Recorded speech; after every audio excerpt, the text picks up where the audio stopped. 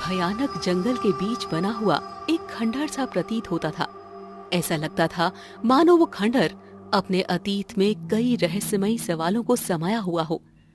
केशव नगर राज्य के पथरियापुर वासियों का मानना था कि वो खंडहर वर्षों पहले राजकुमारी चंद्रलेखा का महल हुआ करता था, जिसने सिंहासन के लालच में अपने ही भाई की बड़ी ही बेदर्दी से हत्या कर दी थी।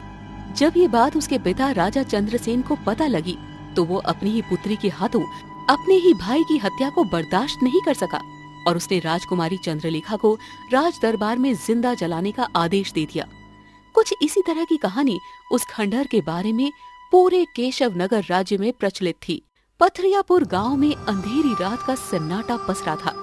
सुखिया कंबल ओढ़े अपने घर से बाहर निकल रहा था। उसकी पत्नी बिंदिया उसे रोकने की कोशिश कर रही थी। आप रात के समय कहाँ जा रहे हो? ठंड तो हर साल पड़ती है, लेकिन इस बार गांव में खौफनाक चीखें सुनाई दे रही हैं। मुझे आपका अकेले रात के समय जाना कुछ सही नहीं लग रहा। अरे बिंदिया, ये सब दंत कथाएं हैं। हाँ, अरे सोचो तो सही, सालों से लोग खंडहर की कहानियां सुनते सुनते अब चीखें सुनने का वहम पालने लगे हैं? सुनो, फसल का समय करीब है और जंगली जानवर खेत बर्बाद कर देंगे। रखवाली करनी पड़ेगी, रखवाली, समझी? तुम समझ क्यों नहीं रहे? पूरे गांव में कोई भी खेत में रखवाली करने नहीं जा रहा। हमारे गांव के सारे खेत उसी खंडहर के इर्द गिर्द हैं और लोग कहते हैं जो उस खंडहर के पास गया वो लौटा नहीं। क्या तुम फसल के लिए अपनी जान खतरे में डालोगे? अरे डरने से कुछ नहीं होगा बिंदिया, मैं जल्दी लौट आऊंगा, ठीक है ना? तुम ध्यान रखना। और सुनो, दरवाजे को बंद कर लो और सो जाओ। अरे इतना मत घबराओ, मैं आ जाऊंगा, ठीक है? चलो। सुखिया अपनी पत्नी की चिंता को नजरअंदाज करता हुआ खेत की ओर बढ़ गया। चारों ओर घना कोहरा फैला हुआ था और सन्नाटा अंधेरे को और भयानक बना रहा था। खेत में पहुंचकर सुखिया ने आग जलाई और पास बैठ गया। उसे विश्वास था कि ये सब गांव वालों की कल्पना मात्र है, लेकिन तभी सन्नाटे को चीरती हुई एक भयानक चीख ने उसे हिला कर रख दिया। अरे ये किसकी चीख थी? बाप रे! अरे ऐसा लगा जैसे दर्द से कोई तड़प रहा हो। सुखिया चारों ओर देखने लगा। घने कोहरे और अंधेरे में कुछ भी साफ दिखाई नहीं दे रहा था। उसके दिल की धड़कनें तेज हो गई। आग की लपटें मंद पड़ने लगी थी। अचानक एक ठंडी हवा का एक झोंका उसे छू कर निकल गया और तभी जंगल के सन्नाटे में वो चीख दोबारा चीर गई। कौन है? कौन?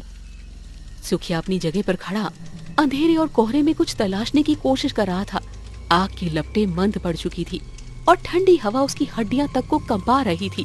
तभी एक अजीब सी सरसराहट उसके कानों में गूंजी। कौन है वहाँ? अरे दिखाओ अपने आप को। अरे कौन है? कौन है? जवाब में केवल सन्नाटा था। सुखिया का गला सूखने लगा। तभी उसके चारों ओर एक काला धुआं धीरे धीरे फैलने लगा। धुएं का घेरा उसके इर्द गिर्द कसता जा रहा था। उसकी सांसें तेज हो गईं।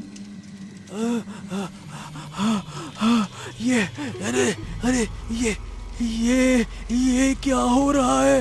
हाँ, ये क्या हो रहा है? हाँ। अचानक उस धुएं ने एक विकराल भयानक औरत का रूप ले लिया। उसकी आंखें पूरी तरह से सफेद थीं, जैसे किसी अंधेरे कुएं में चमक रही हो। लंबे लंबे नाखून जैसे किसी अजीब आकृति के हिस्से हो उसके हाथों से बाहर निकले हुए थे। उसकी बाल बिखरे हुए थे, पूरे चेहरे को ढकते हुए, और केवल उसकी भयानक आंखें दिखाई दे रही थी। तुम कौन हो?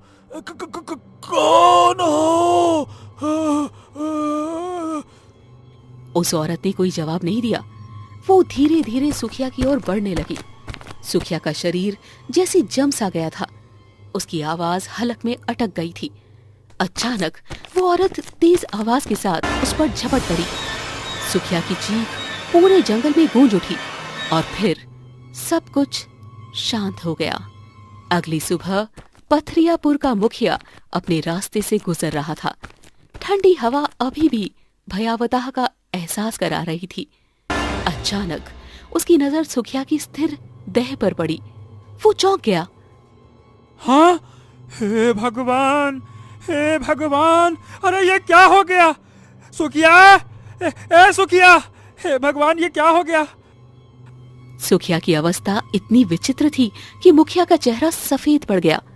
मुखिया ने जोर से आवाज लगाई, अरे गांव वालों, अरे गांव वालों जल्दी आओ, अरे कोई यहाँ जल्दी आओ, गांव वालों, अरे सुखिया, सुखिया। मुखिया की आवाज सुनकर गांव के लोग वहां इकट्ठा होने लगे। जब उन्होंने सुखिया को देखा तो उनके चेहरों पर खौफ साफ झलक रहा था। अरे ये क्या हो गया? अरे सुखिया के साथ ऐसा कौन कर सकता है? सुखिया, सुखिया, हे भगवान, ये क्या हो गया? मैंने कहा था ना मत जाओ। सुखिया। हाँ, लगता है कि वो वापस आ गई है।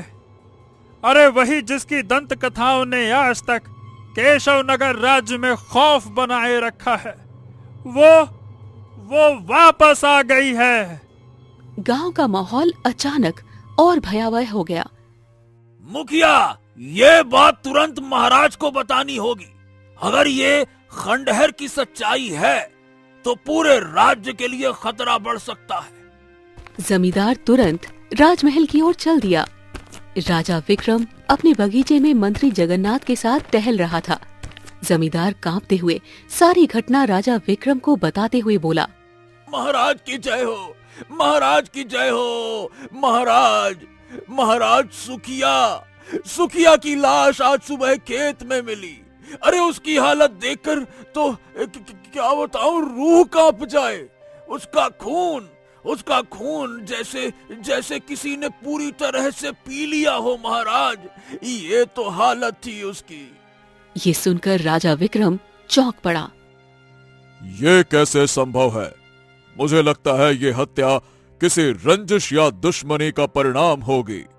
महाराज, अरे ऐसा लगता है जैसे कोई दैवीय शक्ति इसमें शामिल हो। सुखिया के शरीर का एक कतरा भी खून नहीं बचा महाराज। ये सुनकर मंत्री जगन्नाथ राजा विक्रम की ओर देखने लगा। उसकी आंखों में चिंता साफ झलक रही थी। महाराज, जमींदार की आंखों में जो डर है उसे नजरअंदाज नहीं किया जा सकता।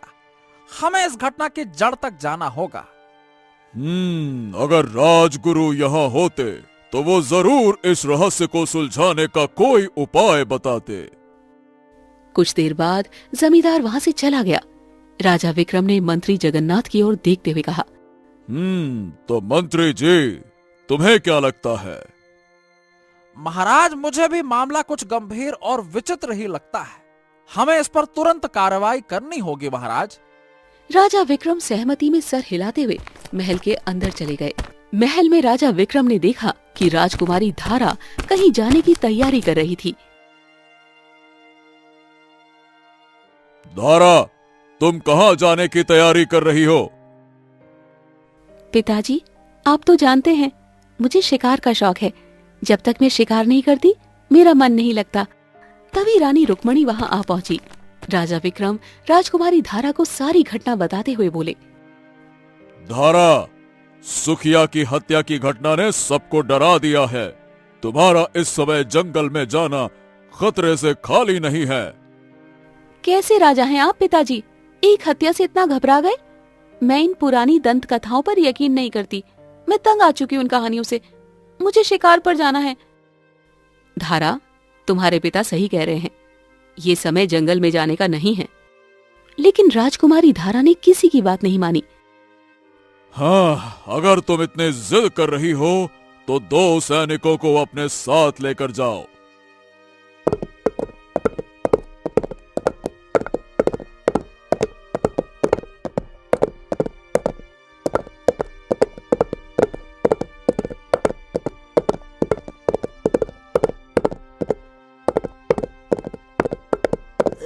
राजकुमारी जी, हमें अब वापस चलना चाहिए।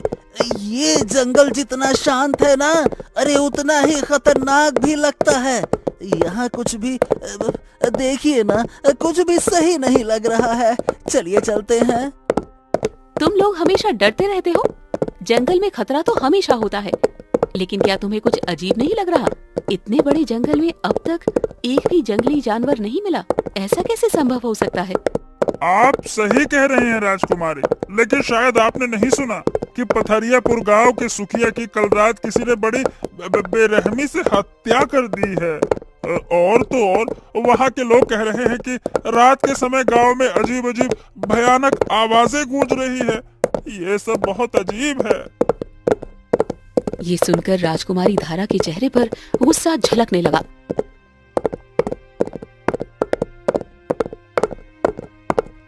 बकवास बंद करो तुम दोनों। ये सब दंत कथाएं और डरपोक लोगों की कल्पना है। असलियत में ऐसा कुछ नहीं होता, और अगर होता भी है तो मैं उसका सामना करने से नहीं डरती, समझे? अचानक राजकुमारी ने एक शेर को अपनी ओर घूरते हुए देखा। उसका चेहरा चमक उठा। देखो, हमें शिकार मिल गया। वो रहा, वो शेर। कहाँ राजकुमारी, कहाँ? मुझे तो कुछ भी दिखाई नहीं दे रहा। नहीं, मुझे भी कुछ नहीं दिखाई दे रहा राजकुमारी जी। शायद आपकी नजरों को धोखा हुआ है राजकुमारी जी। तुम दोनों को इतना बड़ा शेर दिखाई नहीं दे रहा? क्या तुम अंधे हो गए हो? वो सामने झाड़ियों के पास है, देखो ध्यान से। सैनिक एक दूसरे को देखते हुए फिर से उस दिशा में देखने लगे, लेकिन उन्हें कुछ भी नहीं दिखाई दिया। तभी वो शेर झाड़ियों से निकलकर जंगल की गहराई में भागने लगा। मैं उसका पीछा करूंगी, वो मुझसे बच नहीं सकता।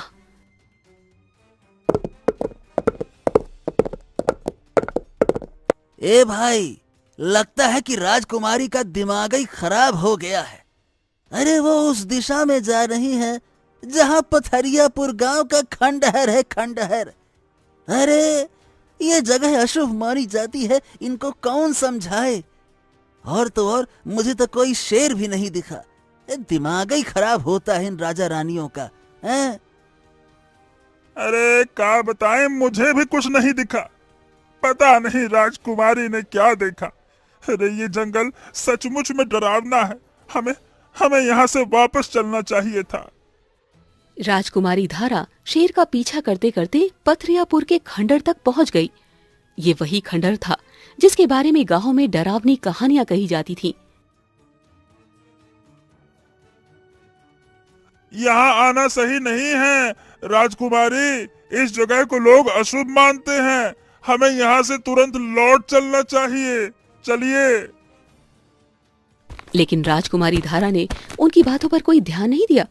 उन्होंने देखा कि वो शेर खंडर के पास पहुंचते ही अचानक गायब हो गया है। ये क्या? वो शेर अचानक कहाँ गायब हो गया? मुझे लगता है वो खंडर के अंदर छिप गया होगा। मैं उसे नहीं छोड़ूंगी।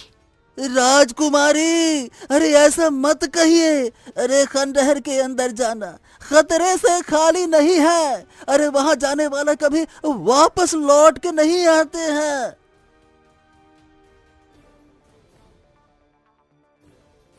राजकुमारी, हमें महल लौट जाना चाहिए। कृपया करके चलिए, हमें महल लौट जाना चाहिए। इस शिकार के चक्कर में अपनी जान जोखिम में मत डालिए। चलिए। तुम दोनों डरपोक हो। मैं यहाँ से खाली हाथ नहीं जाऊंगी। अगर तुम्हें डर लग रहा है तो तुम वापस जा सकते हो। मैं अकेले ही अंदर जाऊंगी। दोनों सैनिक चुप हो गए।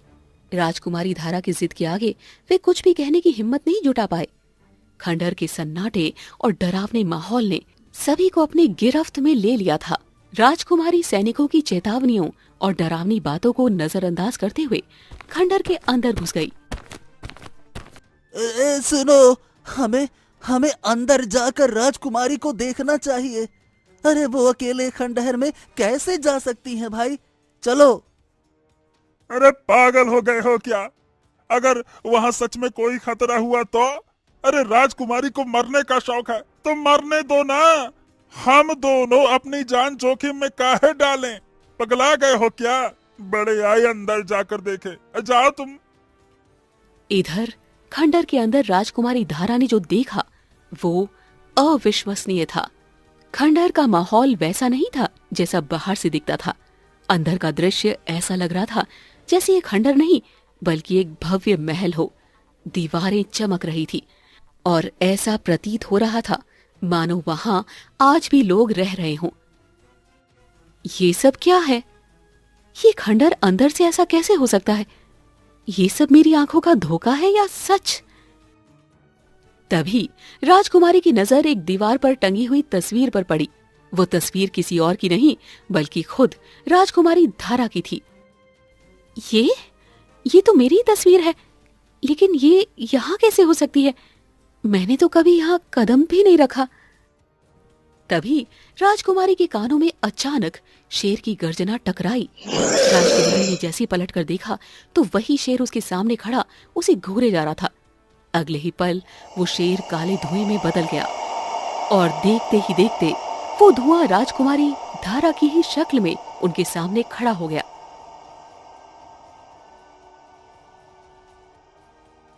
ये क्या है? तुम कौन हो? डरो मत राजकुमारी, मैं तुम्हारी ही एक छाया हूं। अब से हम दोनों एक हैं। इतना बोलकर वो हमशक्ल गायब हो गई। तभी बाहर खड़े दोनों सैनिकों के कानों में राजकुमारी की चीख टकराई। हाँ, ये कैसी चीख? हे भगवान, लगता है राजकुमारी खतरे में है। हमें अंदर जाना चाहिए। चलो भाई। लेकिन अगर कुछ हुआ तो? तभी खंडहर के दरवाजे से राजकुमारी धारा बाहर निकल आई, लेकिन उनकी आंखों में एक अजीब सी चमक थी। क्या हुआ? तुम दोनों इतने डर क्यों रहे हो? राजकुमारी, आपके चीखने की आवाज सुनाई दी। क्या अंदर सब ठीक है? वो तुम्हारा भ्रम होगा। चलो अब महल लौटते हैं, यहाँ ज्यादा समय बिताना ठीक नहीं। मगर राजकुमारी धारा सैनिक के सवाल को अनसुना करके चुपचाप घोड़े की तरफ बढ़ गई। सैनिक एक दूसरे को घबराकर देखते हुए राजकुमारी के साथ चल पड़े। खंडहर से लौटने के बाद राजकुमारी धारा अपने महल में अपने कक्ष में जाकर सो गई। शाम को रुक्मणी जब राजकुमारी धारा के कक्ष में आई तो वो उसे सोता हुआ देखकर चौंक पड़ी। धारा, अब तक सो रही हो? तुम्हें तो सुबह जल्दी उठने की आदत है। क्या तबीयत ठीक नहीं है? राजकुमारी धारा अचानक उठ गई। उनके चेहरे पर एक अजीब सी मुस्कान थी और आंखों में एक गहरी चमक थी। माँ, इंसान को अपनी आदतें बदलते रहनी चाहिए। रानी रुक्मणी कुछ कहने वाली थी कि धारा चुपचाप कक्ष से बाहर निकल गई। उनके चलने का तरीका, उनकी आवाज, सब कुछ पहले जैसा नहीं लग रहा था। ये बात रानी रुक्मणी को भीतर तक बेचैन कर गई। इधर धारा महल के बाहर अपने घोड़े पर चढ़ने की तैयारी कर रही थी। तभी मंत्री जगन्नाथ वहां आ पहुंचे। राजकुमारी, हमें खबर मिली है कि आप कल खंडहर के अंदर गई थीं। क्या यह सच है? उन दोनों सैनिकों के पेट में इतनी भी जगह नहीं कि बात अपने तक रख सके। हाँ, मैं गई थी और देखो, सही सलामत वापस आ गई। इससे ज्यादा तुम्हें क्या चाहिए? लेकिन राजकुमारी, उन सैनिकों ने कहा कि उन्होंने आपकी चीखें सुनी थीं। क्या यह सच है? चीखें? वो उनका भ्रम था। कुछ नहीं हुआ। अब मुझे सवालों में मत उलझाओ। इतना कहकर राजकुमारी धारा घोड़े पर सवार होकर जंगल की ओर चली गई। मंत्री जगन्नाथ महल में राजा विक्रम के पास पहुंच गया और उसे सारी घटना बताते हुए बोला, महाराज, मुझे कुछ ठीक नहीं लग रहा। कल जंगल से लौटने के बाद राजकुमारी धारा का स्वभाव बदल गया है। अब वो वैसी नहीं लग रही जैसी पहले थी। तुम्हारा क्या मतलब है जगन्नाथ? साफ साफ कहो। महाराज, खंडहर से लौटने के बाद वो अलग सी लग रही हैं। आज उन्होंने शाम तक सोकर बिताया, जो पहले कभी नहीं हुआ, और वो उन सैनिकों की बातों को टाल रही हैं जिन्होंने कल उनकी चीखें सुनी है। महाराज, तभी वहां रानी रुक्मणी भी आ पहुंची। महाराज, आज धरा शाम को सोकर उठी। ऐसा पहले कभी नहीं हुआ और उनके बर्ताव में कुछ अजीब सा बदलाव है। राजा विक्रम गहरी सोच में डूब गए। उनके चेहरे पर चिंता साफ झलक रही थी। अगले दिन सुबह एक भयावह खबर जंगल में फैल गई। मंत्री जगन्नाथ दौड़ते हुए आकर राजा विक्रम से बोला, महाराज महाराज महाराज, एक बुरी खबर है। अरे, राजकुमारी धारा के साथ गए दोनों सैनिकों की लाशें उनके घर पे मिली है। उनकी हालत ऐसी है, हे भगवान हे भगवान। अरे, देखकर ऐसा लगता है कि जैसे किसी ने उन्हें राम राम राम राम बड़ी बेरहमी से चीर फाड़ दिया हो। भगवान, क्या हो गया है महाराज? ये क्या हो रहा है? क्या? हाँ महाराज, उनकी हालत सुखिया की तरह है। ऐसा लगता है कि जैसे किसी ने उन्हें बेरहमी से चीर फाड़ कर रख दिया हो। यह कोई सामान्य घटना नहीं है महाराज, कोई सामान्य घटना नहीं है ये। राजा विक्रम ये सुनकर गहरी सोच में पड़ गए। इधर दूसरी ओर पथरियापुर गांव की रात खौफ और रहस्य में लिपटी हुई थी। सुखिया की पत्नी बिंदिया अपने छोटे से घर में अकेली बैठी थी। अचानक दरवाजे पर दस्तक होने लगी। बिंदिया ने देखा तो सामने जमींदार खड़ा था।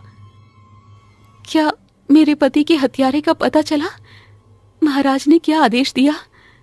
अरे बिंदिया, मैंने महाराज के कानों में बात तो डाल दी है, लेकिन अभी तक कुछ ठोस होता नहीं दिख रहा है। कमरे में एक अजीब सी ठंडक फैल गई। अचानक काला धुआं फैलने लगा। ये क्या है? क्या है ये?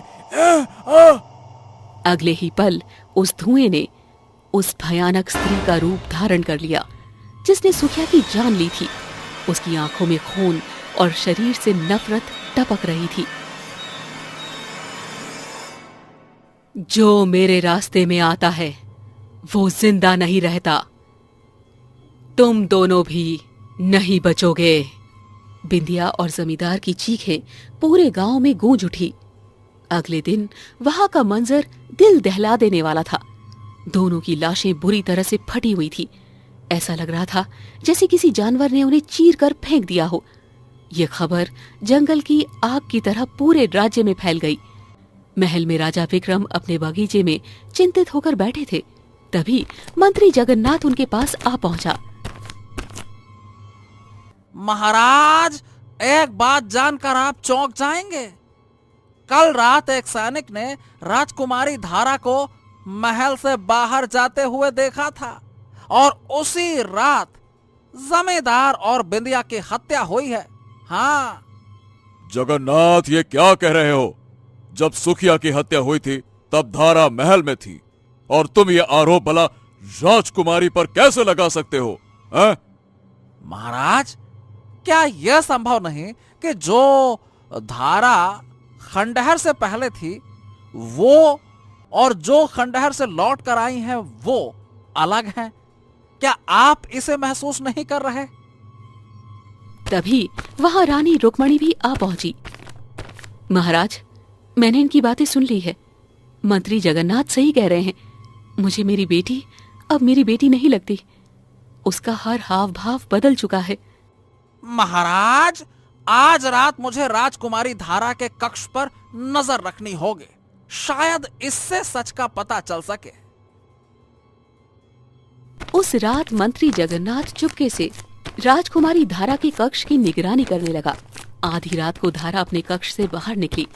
उनके कदम धीमे और बेहद रहस्यमयी थे। मंत्री जगन्नाथ चुपचाप उनके पीछे पीछे चलने लगा। धारा अचानक रानी रुक्मणी के कक्ष की ओर मुड़ गई। ये देखकर मंत्री जगन्नाथ सिहर गया।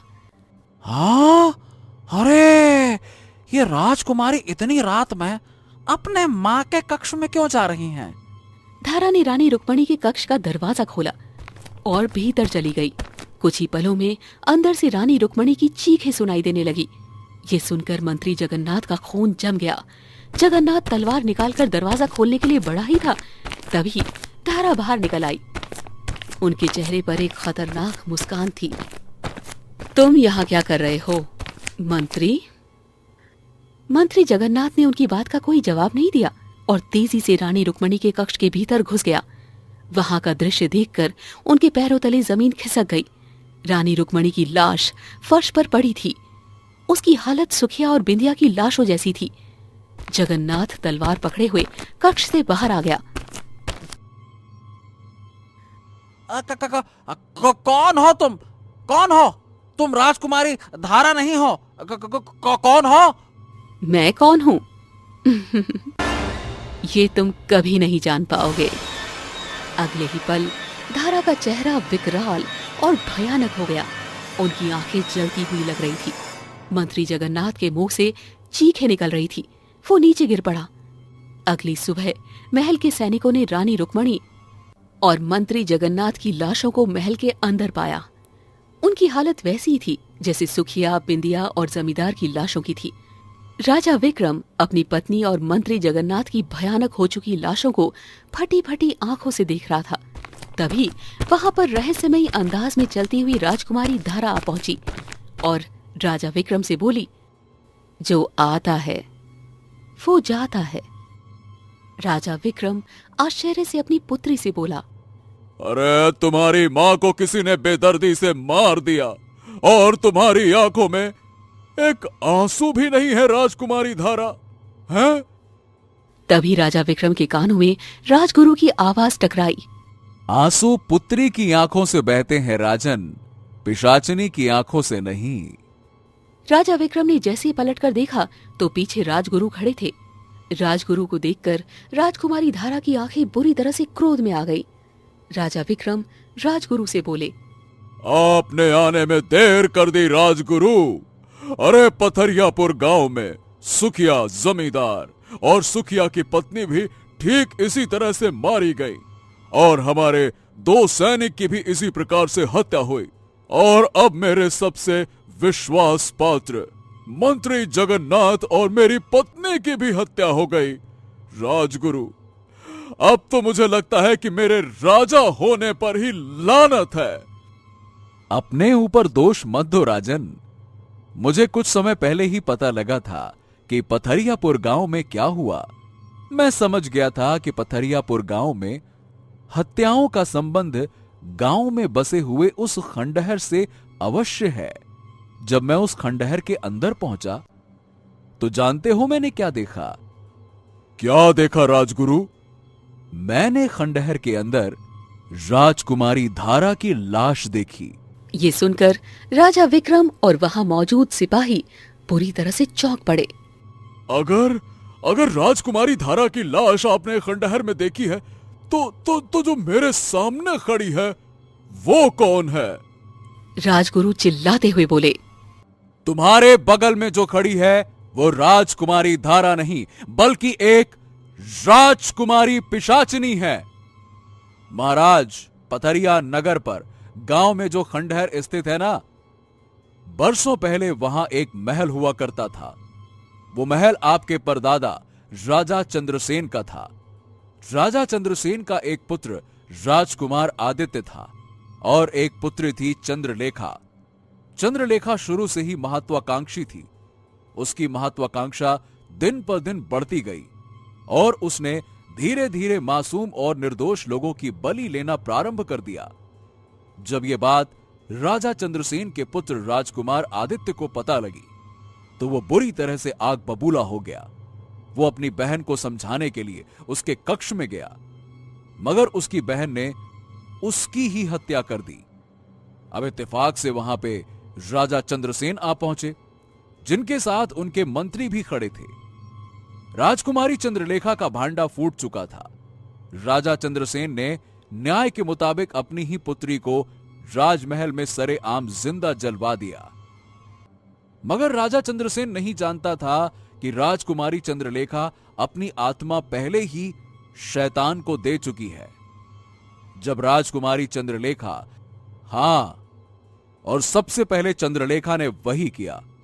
वो महल से आजाद हुई, उसने सुखिया को मारा और फिर बड़ी ही चालाकी से राजकुमारी धारा को शेर की शक्ल में महल तक खींच कर ले गई और वहां राजकुमारी धारा को मारकर बाहर आ गई।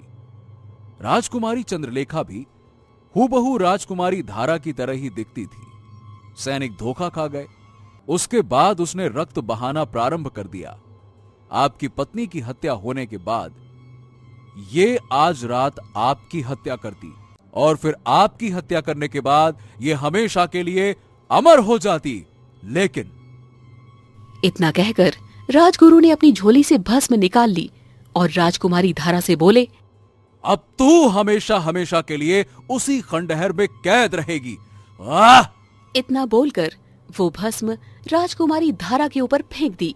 अगले ही पल धारा के शरीर में आग लग गई और वो धुएं में परिवर्तित होकर चीखती हुई वहां से गायब हो गई। अब चंद्रलेखा हमेशा उसी खंडहर नुमा महल में कैद रहेगी। आपको उसके आसपास के गांव खाली करा देने चाहिए और राज्य में आदेश जारी करवा देना चाहिए कि अब से कोई भी आम व्यक्ति वहां से नहीं गुजरेगा। राजा विक्रम ने अगले दिन उस खंडहर नुमा महल के आसपास सारे गांव को खाली करने का आदेश दे दिया और फिर वो जीवन भर अपनी पुत्री और अपनी पत्नी को याद करता रहा।